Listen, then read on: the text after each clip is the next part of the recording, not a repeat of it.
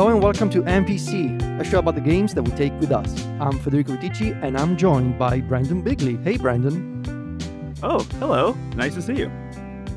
And we're also joined by John Voorhees. Hello, John. Oh, hey, Federico. It's been a while since we last spoke. I know. So this is a brand new show, and I couldn't be more excited to launch this new podcast on Mac Stories, and it's especially exciting because it's the kind of show that has been in the making for years, and then it sort of happened all at once. And you may have heard a new voice at the beginning of the show, Brendon Bigley. And John and I, we've known Brendon for quite some time. And I've personally been a huge fan of Brendon's other podcast, Into the Aether, for years now. And I've also enjoyed, Brendon, I should say, I've also enjoyed your recent return to blogging, I gotta say. It's been really fun. And so when we got we started this conversation about this show that we're going to describe shortly, and John and I couldn't think of a better person to join us. So I wanted to do, if that's okay with you guys, just a very short version of what this show is about before we talk about each of us individually and why we're here, what we're going to do. Is that okay?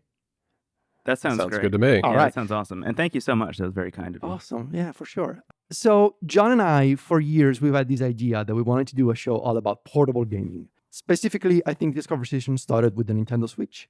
And it started growing sort of inside our brains with the arrival of those first wave of Android and Linux-based handhelds years ago. I bought, obviously, some of them during the pandemic, during the lockdowns. And so I started thinking, hey, this is a fun new scene, fun new world that sort of takes me back to my childhood days of all these portable consoles. And then, of course, the Steam Deck happened and a bunch of other gaming handhelds happened. And we realized last year, we need to do a show about portable gaming. And the more we thought about it, the more we realized, well, it'd be fun to have somebody else who's maybe really plugged into the gaming scene more than John and I are. And so we thought, well, Brendon would be an excellent person to have on this show. And we knew that Brendon was into portable gaming and handhelds as well. And we got together and we came up, actually, I think, who was it that came up with his name? John or Brendon? I don't remember. I think it was John. I think it was John. It was. Came up with the idea of NPC, which stands, well, it's not a non-playing character. I mean, it's obviously a pun, but it stands for Next Portable Console. Right. The idea being that this is the kind of show where we'll talk about, obviously, portable gaming, and the idea of next in the title, it sort of signifies the fact that this is a brand new, this market is constantly changing and evolving. It seems like every other week there's a new portable console, there's a new handheld, there's maybe a new A&EO handheld. Yeah, we've been planning this show for about a month, and I think in that time, about 58 different handhelds have launched or been announced. Yes, they have. They really have. So that is the idea behind the show, and I wanted to hear from you both. Sort of what are you thinking about portable gaming, and why specifically you, Brendon? Obviously, I think John and I we've been doing App Stories and Unwind in the Mac Stories family of podcasts for a few years now, and I think obviously Mac Stories listeners, I hope they should be familiar with us at this point. Hopefully. But Brendon, I obviously know you, but maybe our listeners or Mac Stories readers don't. So who is Brendon Bigley? That is my question. Oh, wow. That's a big question. I know. I know. Yeah, I think primarily the way people know me is the way you know me, which is as the co-host of Into the Aether, which we consider to be a low-key video game podcast. At least that's the way that we pitch it. It frequently is not low-key, but I think low-key comes in the form of us not being beholden to the new video game release cycle. The idea being that if we are forced to cover everything that's new, we will eventually start having conversations about things that we don't like. And for my co-host Steven and I, the idea of hopping on a mic every week and just dunking on stuff that we didn't like didn't sound really appealing, especially considering the nature of podcasting and doing it for years and years and years. We've been doing it for just about 6 years at this point, and The idea of being like, okay, what did we hate this week? Just sounded terrible. So what that means is that we poke into the backlog of our video game libraries a lot, and we check out new stuff and old stuff in equal measure, which obviously has pointed me directly into the firing line of retro handhelds in this entire scene. Because I think same deal with you. You know, it was around early in the pandemic when I got my hands on my first retro handheld from Anbernic. It was the RG351P, and was just like over the moon about it as a device. We were at the time on Into the Aether doing an episode that was about the entire Game Boy Advance library. We were just doing like a retrospective on the entire console. So we got custom Game Boy Advances made, which was great for playing on original hardware. But I also picked up an RG351P as just like a more convenient way of carrying the entire Game Boy Advance library on me at all times. And I think from that point on, it's just been like, okay, what's next? What's next? What's next? What's next? Because from that point on, also the industry has absolutely exploded, and I don't know, that just makes this entire scene so fun to cover and so interesting, and as you said, it's constantly evolving, and I feel like now couldn't be a better time for this show. Yeah, that's a very good way to look at it. And obviously. John and I, we've been running Mac Stories together for the past few years because, hey, I was thinking like maybe, there's people from Mac Stories who are going to listen to this, but maybe there's a new audience that doesn't necessarily know what Mac Stories is. It's a website about Apple. The Aetherheads out there. Exactly. Like is that how you call? I have no idea. I have no idea what they call them. I just came up with that right now. Maybe don't run with that. Okay. No. I'm actually gonna use it. So if you're a Aetherhead out there, Mac Stories is a website about Apple. I founded Mac Stories 15 years ago. Gosh, in 2009. John came along in 2016. Is that right, John? End of 2015, actually. But yeah. End of 2015, toward the beginning of 2016. Yeah. And we've been running Mac Stories together ever since. We have, over the past few years, we started doing our first podcast, App Stories, all about iOS, iPadOS, and sometimes Mac apps in 2017. And after that, we launched another show called Mac Stories Unwind that is more about sort of a fun exploration of media and including video games. And that sort of was our training ground, I guess, for NPC. And that's when we realized we actually want to take the video game content that we talk about that mostly focuses on portable gaming, maybe deserves a broader audience and a longer conversation. And that's typically I write about iPad stuff and weird mods that I do to my iPad Pro, and and John typically writes about Mac stuff and the hundreds of different versions of his desk. Is that a fair description, John? I think that is fair, Federico. Yeah, it's amazing to me that I'm closing in on 9 years working with you. I mean, in a former life, I was actually a lawyer, and then I hung that up and became a writer for Mac Stories, which is a lot of fun.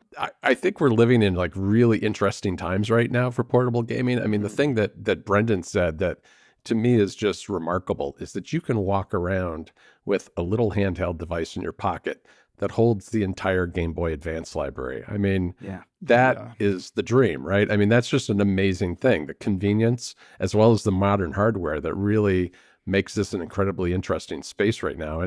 And for me, it was like, I've always wanted to find the right device, both for the right context and for the right kind of game. So for me, there's always something new on the horizon that's maybe a little better for the GBA, or maybe it's just a little bit better to throw in my bag and take with me on a trip. It's like those two variables to me are what make this area so interesting right now, because there's so many different kinds of devices, lots of experimentation going on.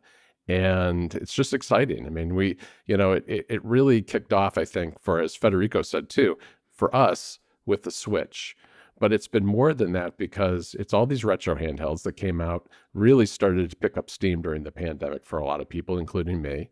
And then the Steam Deck came along and really showed people that you can also play some of the most, you know, the most taxing games, the console and PC games, on a handheld device, which is pretty remarkable. So there's a lot of different aspects of what's going on here, and that's why it felt like this was the right time to really dive into this topic in earnest. Yeah, I think that's the reason why this is interesting, and sort of what we are going to try and talk about over the next few months is this idea of portable gaming not necessarily just being one thing anymore. And by that I mean, like, when I was growing up, the handheld was a Game Boy, or if you were one of the unlucky ones, I guess, a Game Gear. I No had shade, that. I'm sorry. No, but Wow. what I mean is, like, there was the portable console that was just a portable console with portable games. Like, it was its own Right. standalone thing. Whereas these days, portable gaming takes as many different flavors, I guess. Like, there's the idea of the hybrid console, like the Nintendo Switch, which is both portable and you can dock it. There's the dedicated retro handheld. So it's a console that usually runs some version of Linux or Android, and it allows you to install emulators. And it's mostly just about emulators that you can get from the Google Play Store usually. Then there's like the PC, the handheld PC. So stuff like Right, Steam Deck, right. Legion Go, an ROG Ally, all these new devices that sort of try to combine PC gaming with a handheld form factor. And lastly, there's maybe even a subcategory, which is the streaming handheld. So stuff like a PlayStation Portal, for example, not PlayStation Portable, sadly, or the Logitech G Cloud. There's even like a Razer one, I think. And so this idea of like, this is a handheld, but it's just for streaming games from a local computer or from the cloud. So all this to say, like, portable gaming is just not one siloed thing anymore.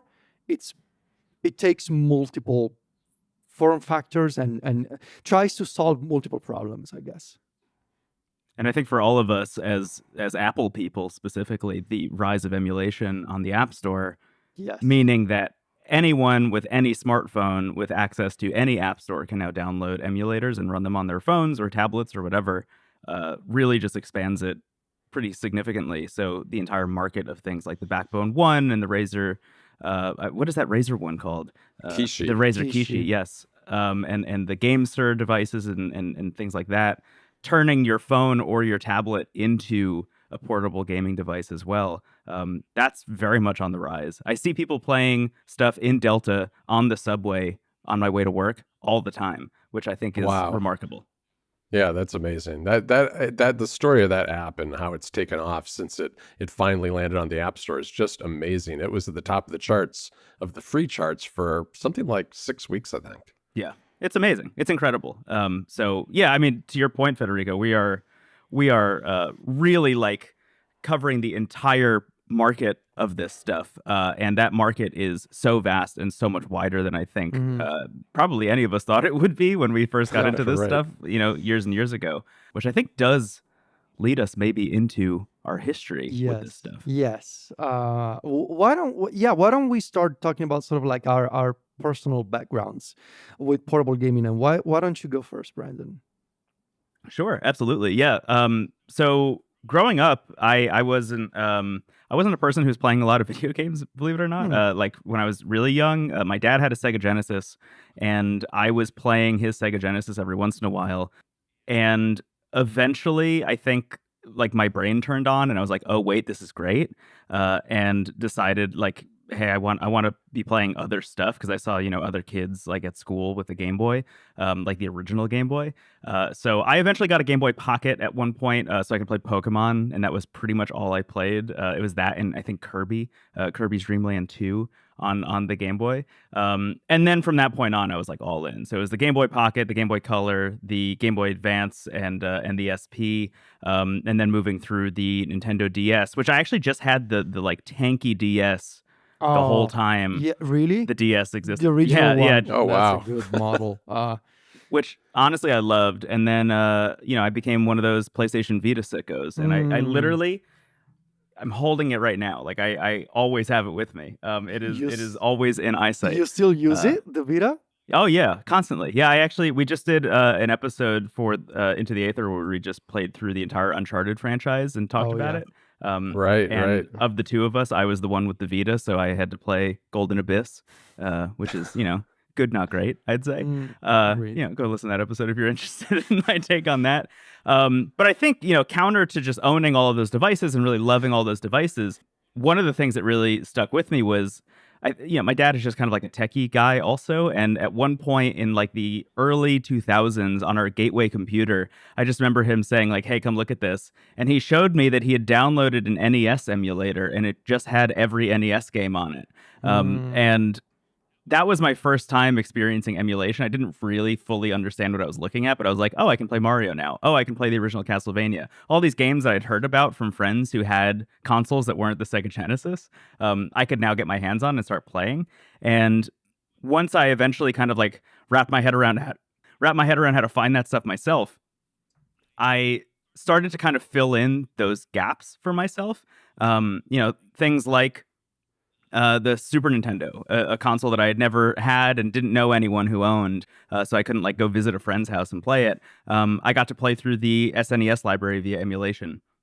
And, that leads me to things like eventually hacking the 3DS, hacking the Vita, and that takes me to getting the Anbernic RG351P and just like falling into the rabbit hole of these retro handhelds, which leads to all this other stuff that I own now, which is all in my eyesight.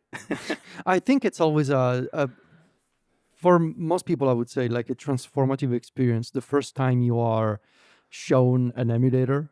Because I also remember when that happened for me. And I remember like thinking, first of all, how is this possible? Like the idea of here's a console, like an old console, and it's just running on your computer. Like that seemed to me when I was 12 or 13 or something, like it seemed impossible. And that sort of, I think in many ways shaped me as a person.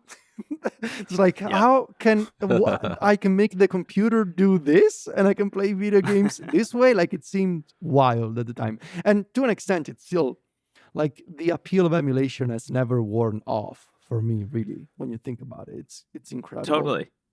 Yeah, I feel the same way. Yeah, I mean, even when I was, I think in high school, there was one summer where I challenged myself to beat Super Mario Brothers: The Lost Levels, which was the one that was only released in Japan, and the rest of the world got the reskin Doki Doki Panic as Super Mario 2, where you like pull the radishes out of the ground or the turnips out of the ground, like throw them.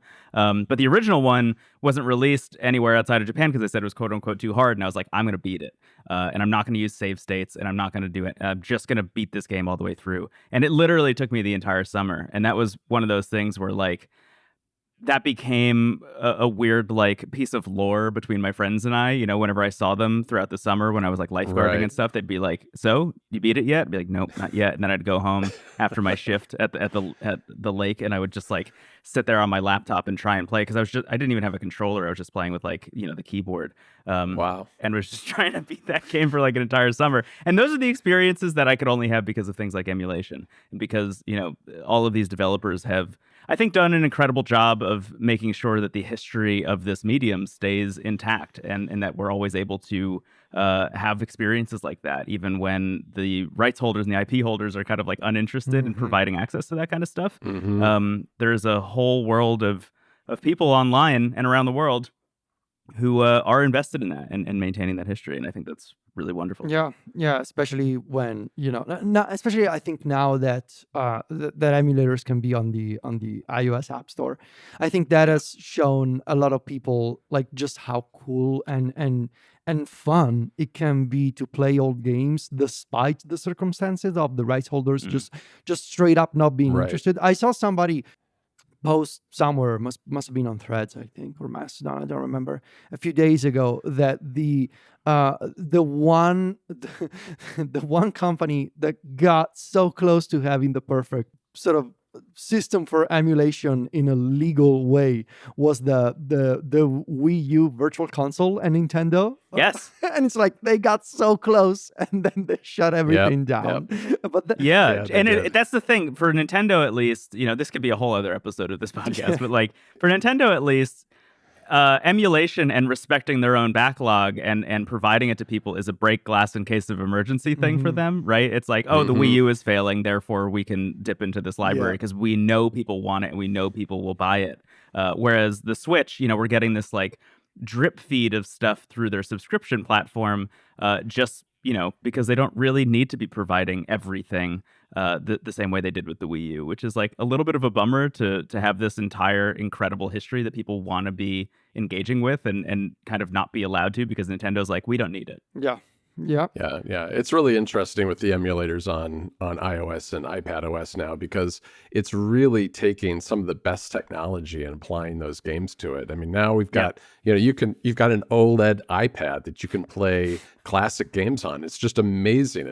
It's so fast and the screen is so good that there's just not a better way to play a lot of these games. And I think that's going to be a real eye opener for a lot of people over the next several months. I was setting up RetroArch on my iPad last night, the new M4 iPad Pro, and I realized that there's a setting on RetroArch that lets you turn HDR on, and it was like Oh my God. like blindingly bright to open up Kingdom Hearts Birth by Sleep on the PSP with HDR on. It was like a jump scare. That is, I've actually been thinking about Kingdom Hearts. I never played Kingdom Hearts. This is one of my confessions. I never have either. I never played, and I saw that it's coming to Steam because now Square Enix has realized they need to put out their games on more places if they want to make money. More than just Sony. And I'm actually like, this could probably be a separate conversation, but hey, I'm just gonna ask you directly, Brendon. Is Kingdom Hearts a good game? Yeah, Kingdom Hearts is like one of the most formative franchises in my life, I would say. So definitely not coming from an objective side here. Okay, that's high praise. But I really love Kingdom Hearts. I think there's a thing about the team that made that game about they just really understand what adolescence feels like and what being like kind of an angsty teenager feels like. And I think even if you are years removed from that experience, there's still going to be something deeply relatable to the character work that's happening there. And then you have all the fun Disney stuff, which I think is like great. And if you have any reverence for Final Fantasy at all, you're going to lose your mind as you see all these people pop up. All right. We'll put a pin in this and we'll talk about it maybe when it launches on Steam. John, what's your portable gaming story? And specifically, what Game Boy did you have when you were a lawyer? It's true. I am a little older than both of you fellas. And so the Game Boy Color came out right about the time I was getting out of law school and starting working. And I had a Kiwi Lime Game Boy Color. And I just absolutely loved that thing. I loved the bright green color. It was just an amazing handheld. And, over the years, in those early years in the 90s, I had a Game Boy Advance SP, and I did have the Game Gear, Federico. I did. I fell for the screen, really, which is something that is probably a thread through my history with portable gaming. I fell for that screen, but the fact that there were only 300 and some games ever released for it, and that it chewed through batteries, it's just remarkable how much money you could spend on batteries trying to run a Game Gear. You had to really play it plugged in because I don't even remember. It took something like six triple A's, double A's, or maybe it was 8. It was just a ton of batteries, and it would only last a matter of hours before you would have to drop in new batteries. I mean, talk about bad for the environment. But I did have the Game Gear. But then, life got in the way. I got married, I had kids, and there was a big, long gap in my portable gaming history where I kind of lived vicariously through my kids for a while because they're the ones who had the DS. And we had DSs around. We had a DSi. I had kind of like the white one that was mimicking the iPod a little bit. And then the matte black version of the DS. And I eventually, when I finally got back in, it was through the 3DS. And at that time, I was buying a lot of the games on the online store. And then during the pandemic, I got back into, I guess so, all right, 3DS to the Vita kind of late in the history of the Vita, I got into that. Nice. It means life. Yeah. And from there, and of course, there's a story behind my Vita. It disappeared from my house when I moved, and I think my wife threw it away, and I don't know. No. But I don't currently have a Vita, but I got to get one because I've got a bunch of games on the store still. In any event, at the time I got back into those, and then into the same model Ambernick handheld that you had, Brendon, but the metal version. I started digging around my house. And I found all those old DSs. I found my Game Boy SP. I found my Color. I found all that stuff, found all the games and consolidated it all. And that's really what lit the fuse for me of getting back into these older games. But it was kind of the contrast of trying to play those cartridges on that old hardware, which, it's fine, but it's certainly not modern, and it's not what you would expect having come from like using an iPhone or even using those Ambernick devices. And that's what I think for me really got me back into looking for ways to play those games, those older games on modern hardware. And then that just kind of evolved from there into getting into the more modern stuff anyway, like, the Steam Deck and the Switch really got me going on that as well, because I realized that just kind of given my lifestyle, I play more games if I can do it handheld. I like playing on my TV. I think it's great to play on a PC or a Mac or whatever too, but with a portable, the flexibility is what really gives me the time to play as much as I'd like.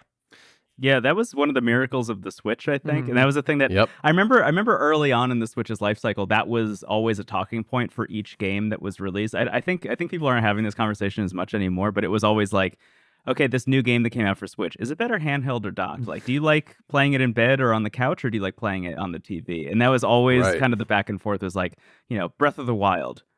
That's weirdly a game that feels better in handheld. Super Mario Odyssey feels better docked. But even just having that flexibility and letting each person come up with that answer for themselves, I think was like miraculous. And as we've been talking about, has just shifted the entire industry.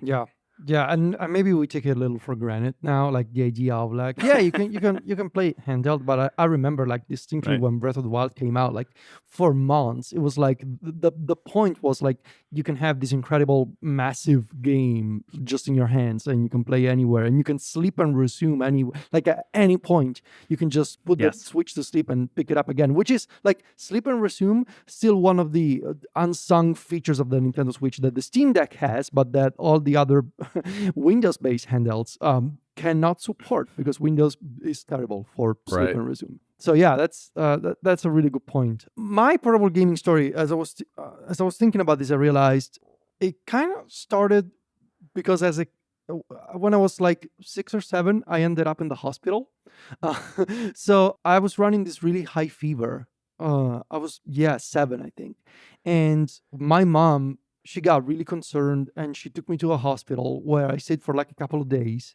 And it was nothing. It was just a really high fever. I guess they wanted to run some tests on me or whatever. And so when I returned home, sort of as a consolation prize of sorts, she bought me a Game Boy, like the original one. So for context, this must have been 1994, 1995. And obviously the Game Boy launched in 1989. I believe it was like a year later, maybe in Italy. So it was like already a 4-year-old console. But yeah, so when I returned home, she got me this Game Boy, the original, the big gray Game Boy. And she bought me one without any games. So, and I think now I can see why she was confused. Because at the time, do you guys remember those like, what are they called? Like Mattel or like Tiger Electronics? Mattel, yeah. Those dedicated one game things. With the tiny screens, like like almost the Game & Watch. Exactly, kind of like a Game & Watch. And so I think my mom thought that just by buying a Game Boy, I would also have the games on it. Just like one of those handhelds. And so I remember just telling her, like, Mom, I also need to buy the games, like the cartridges. and just for a couple of days, I just stared at the blank animation of the Game Boy when you turn it on without any cartridge in it. Like that's what. Wow, Oh, that's man. sad. It was very sad. And then she took me to a store, and my first game ever was the Teenage Mutant Ninja Turtles 2 for Game Boy. Okay. And that's where it all started. And then, of course, I moved to a Game Boy Color with Pokemon Yellow, eventually a Game Boy Advance. This is also when I started playing games as much as possible in English. It started with Pokemon Yellow, and that's why I've always been fascinated with the English language since a very young age. What caused you to do that, Federico? What was the spark? Because I wanted to play the game early. Oh, Okay, really? Makes sense. Yeah, because at the time, the PAL release of games was delayed. So it used to be Japan, America, and eventually Europe and Australia. And I realized at a young age by reading game magazines that I could sort of like cheat on my friends in Italy by having a copy early if I could convince a store in my hometown of Viterbo, Italy, to import a game from the United States. And so I gotta say thank you to my mom for putting up with me when I was like 8 and asking her to pay double the price for a game just so that I could play it in English months in advance. So thank you, Mom, for doing that. There's an alternate universe where you wanted to go even earlier and learn Japanese instead of English also. That is an alternate timeline. Yeah, I mean, yes, that is possible. So all the generation of Game Boys, the sort of the pivotal point for me, I think, in many ways, was the PSP, and specifically modding the PSP. I was in high school when the PSP came out, and we used to spend a lot of time in high school in computer class.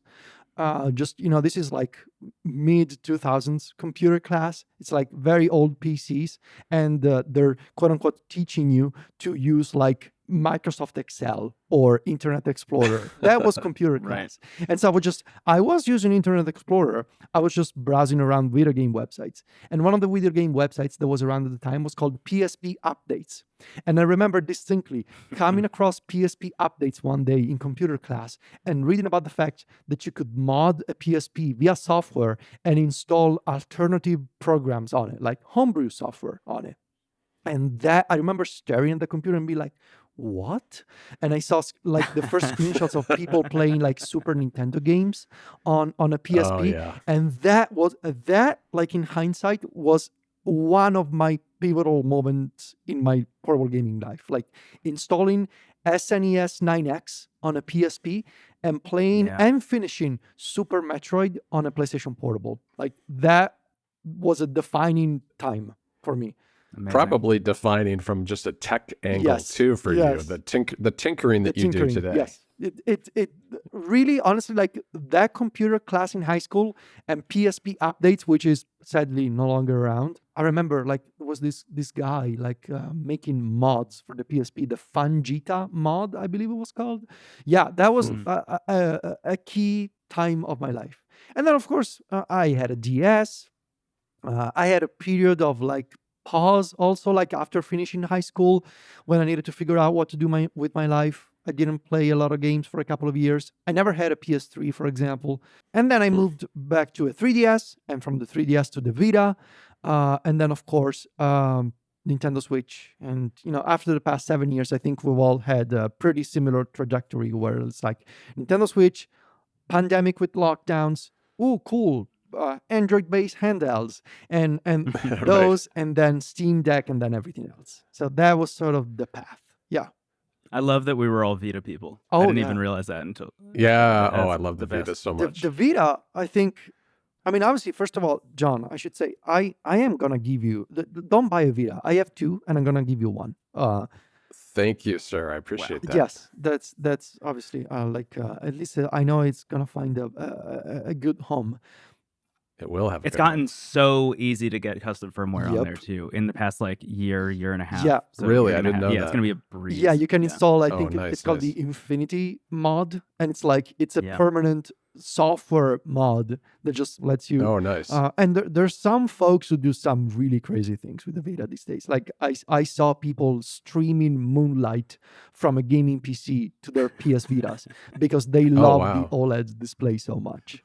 Obviously, the Wi-Fi of the Vita kind of sucks, but you can do it. Yeah, it does. But the fact that it was OLED too. I mean, that's kind of amazing when you think about it. They were really ahead of the curve on that front. Yeah. I so very much miss the days of Sony going all weird and very high end with portable gaming. Yep. Like Same. the PSP, I remember when the PSP came out, what was that? 2004, 2005? Yeah. Mhm. It felt so incredibly premium and Oh yeah. impossible to achieve. I have these memories of me getting a PSP and just showing to my friends who couldn't believe what they were seeing. Like, what was it? GTA Liberty City Stories? Yes. Uh-huh. And they were like, how is this? Like, because we were all coming from a Nintendo DS or from a Game Boy Advance, Right. and seeing Right. GTA was like, how is this even possible? And yeah, Did you have any movies or anything on the UMD I did. discs? The only movie that I have and that I still have, it's in the other room in storage. I'm so excited. It's 8 Mile, the Eminem movie. Of course, it's 8 Mile. Perfect. That's great. That is the one entertainment thing that I have on my PSP on UMD is 8 Mile that I actually watched on my PSP a couple of times. Okay. Yeah, I love that. yeah. I mean, it's Sony really wanted it to be the new Walkman. Like I remember on at the time, Yes. 20 years ago, like I still have at my mom's place like video game magazines from Yeah. that era. Like the idea was this is the new Walkman, and you can Right. for context, like this is the same era. Just like the iPod was exploding as a market, as an idea, like the concept of like a portable MP3 player. And Sony, they were caught maybe by surprise by the success of the DS, obviously the Game Boy, but also the DS and the iPod. And they were like, what are we doing here? We have the PlayStation, which is a beloved brand, and we used to have the Walkman. Why don't we try and combine the two into the... Smush them Yes. together. Yes. And I mean, I was... Brilliant in theory. Yes, exactly. Like I gotta come clean. I did have my music library on a PSP also. Like I used to do it. Really? Yeah. Okay. Yeah. Yeah. I mean, look, Microsoft tried to do the same thing with the Xbox, and it didn't work there either. It's interesting to me that these kind of combo devices have never really taken off, I don't think. Yeah. But the Vita, though, so many years later, when Sony, I think there's an interesting parallel to what Brendon said a few minutes ago about the Wii U and Nintendo toward the end of the life cycle of the Wii U, sort of saying, hey, we just got to put emulation on this thing. Like we just need to do Yeah. something here. And I think there's an interesting parallel with the PS Vita and Sony sort of trying their big budget releases at first and then realizes, well, we got to do something here. Why don't we let this become the indie portable console? And so, Yes. Yep. and actually, Yep. that indie initiative was was managed and advocated for by a good friend of mine and Shahid Ahmad. I do another video game podcast with him on Relay FM, and Shahid was the person in charge at the time to reach out to developers and to indie game developers and be like, advocating for the PS Vita as a portable Amazing. platform where to put those games. And so that era of like Hotline Miami, Super Crate Right. Box, like on the PS Vita. That's why I bought one, Federico. It was the indie scene that really got me to buy a Vita. Yeah. Me too. I was so deep in the well of roguelikes, and I feel like every roguelike I loved on PC was coming out on Vita, so I was like, I have to Right. get a Vita. It was that, and I was also writing for a video game website that doesn't exist anymore, and everyone on staff had a Vita, and everyone was talking about how great Persona 4 was, and I was like, I have no idea what that is. I don't even play turn-based RPGs, but I got to pick one of these things up and see what's up here. Because the idea that I could go from dumping 1,000 hours into Binding of Isaac on my computer to another 1,000 hours on the PlayStation Vita was like a dream to me. Or Rogue Legacy, like Yeah, Rogue Legacy, Nuclear Throne. yes. Spelunky was always the biggest one for me. And the idea of having Spelunky on the go was like a dream. yeah. So that's sort of our backgrounds, I think, in terms of where we come from. And obviously, so right now, the plan for this podcast is to release a new episode every couple of weeks. because every 2 weeks there's going to be a new episode. And we're obviously still figuring out the format, but this is roughly sort of like we're thinking about doing like an hour-long episodes, and we'll see, obviously what happens over the next few months, and in terms of like how many different portable consoles come out, how many news we need to cover. But we thought for this introductory episode that it could be useful for listeners to get a sense of what how our perspectives have been shaped over the years by portable consoles. Before we wrap up though, and obviously I think what I'm about to say should be, if not one, even multiple dedicated episodes. But I think as an appetizer, let's put it like that. Before the next episodes, why don't we quickly go through what our setups look like today? What are we using now in terms of portable gaming? And why don't you go first, John? All right. So I've got a bunch of different devices that are my primary ones these days. There's the Iron Odin 2, which I picked up late last year and absolutely love. I've got the OLED Switch, primarily for first-party Nintendo games. I followed your lead, Federico, and I purchased a Legion Go and an eGPU, which I absolutely love. I just like the tinkering of it, and I also enjoy the fact that I've got my access to my Steam library plus a bunch of retro games on there. Then I've got a Miu Mini Plus, which was a kind of an impulse purchase a few months ago that I'm using primarily for Game Boy and Game Boy Advance games. One of the many impulse purchases. Yeah, well, there are a lot of those. We haven't even gotten into my deep and wide collection of controllers. I have too many controllers. I have dozens of controllers. I saw you post on Instagram yesterday an 8-bit controller I had literally never seen before in my entire life. I saw that photo. I was like, what is John doing? I went right to Google. I was like, what is this? Is this new? Yes. Is this old? No, Where it's did this come old. from? It's old. Yeah, that was pretty funny. And I guess the final thing for me is just I'm getting back into the iPhone and iPad as a gaming platform. I've both for the emulation stuff, but also I'm really trying to re-explore all the games that are on that platform too, because the screens on those devices are so good. And with some of the great controllers that you can put around a phone or an iPad these days, it's really a great option. So I'm in the process of kind of re-exploring what games are available there too. Nice. Very nice. What about you, Brendon?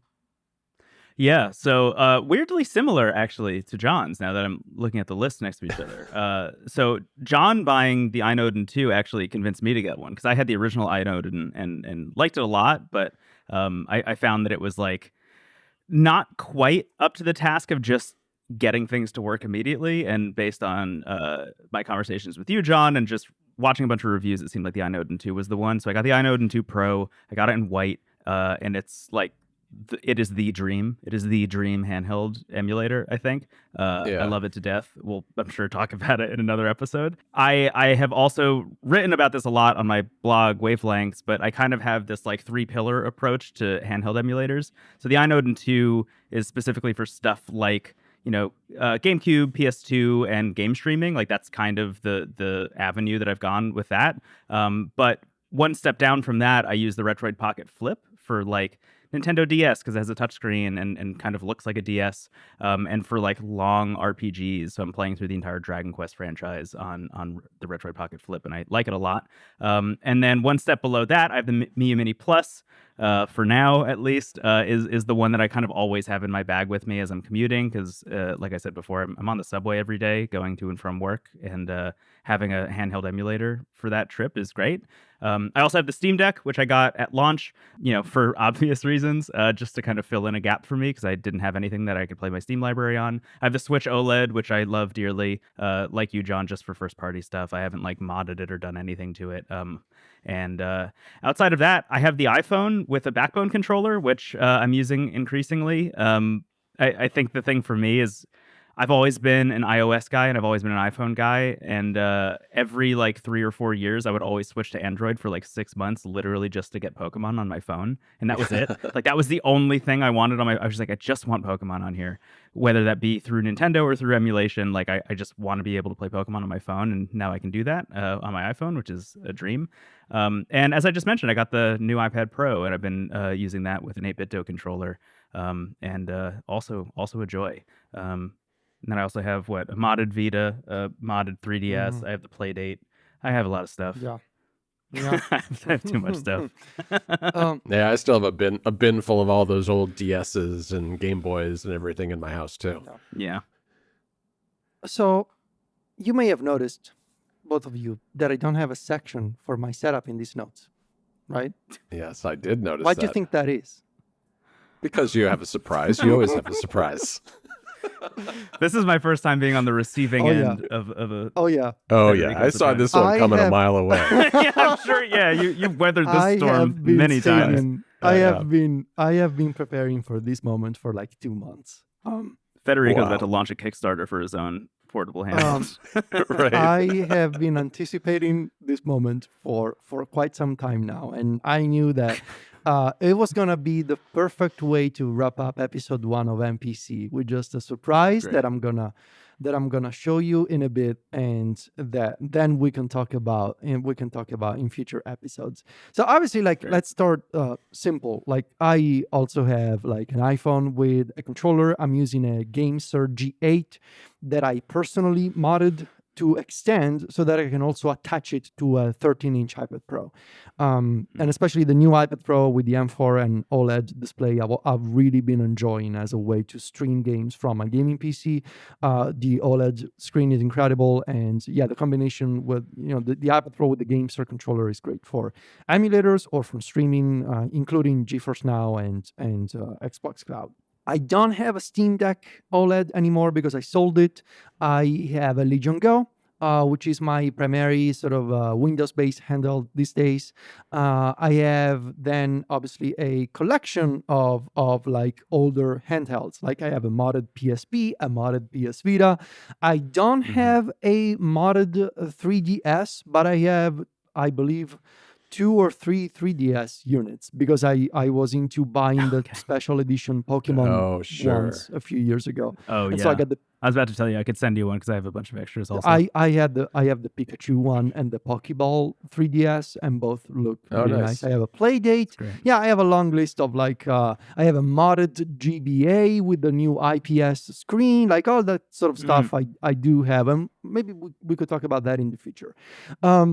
But now I'm going to need you guys to turn on video for our call because this is the moment I've been waiting for. So obviously the thing I've been using a lot lately is the Legion Go, right? It's my primary, and I got it right here. It's my primary handheld these days. And I really love this thing so much. And like John, I still have a 1X GPU, eGPU. It's a portable eGPU that allows you to sort of boost your performance of the Legion Go.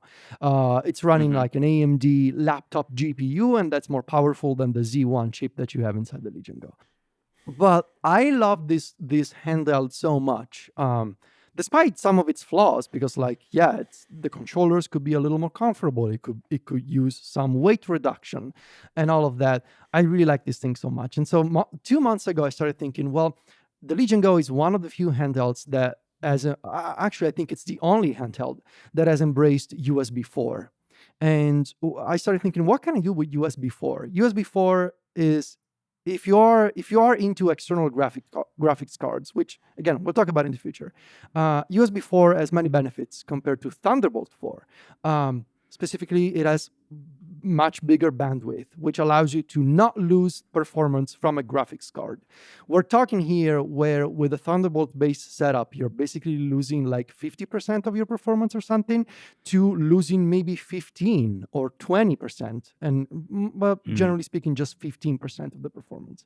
And so I started thinking, well, how can I really go all in and maximize my Legion Go? Because I really love playing games at night in bed next to my dogs and my girlfriend.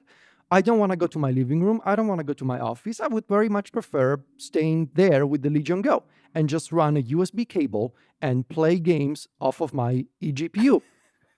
And well, I built the most overkill, and I actually think I built the best eGPU in the world. And it's this thing.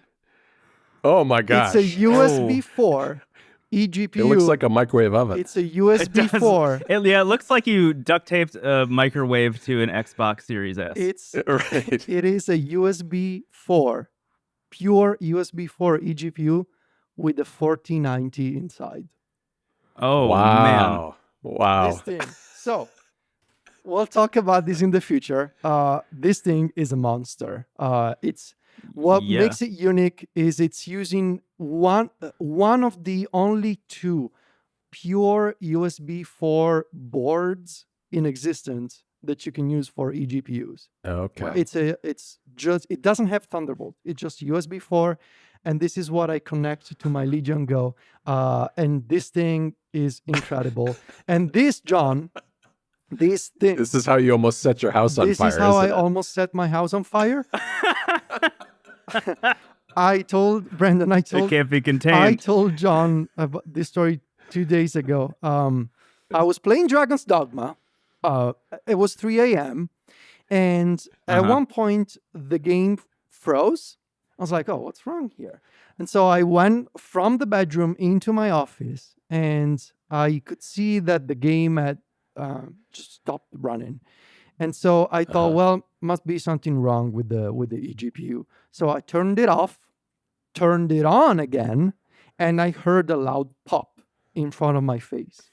And I saw smoke come out of the enclosure.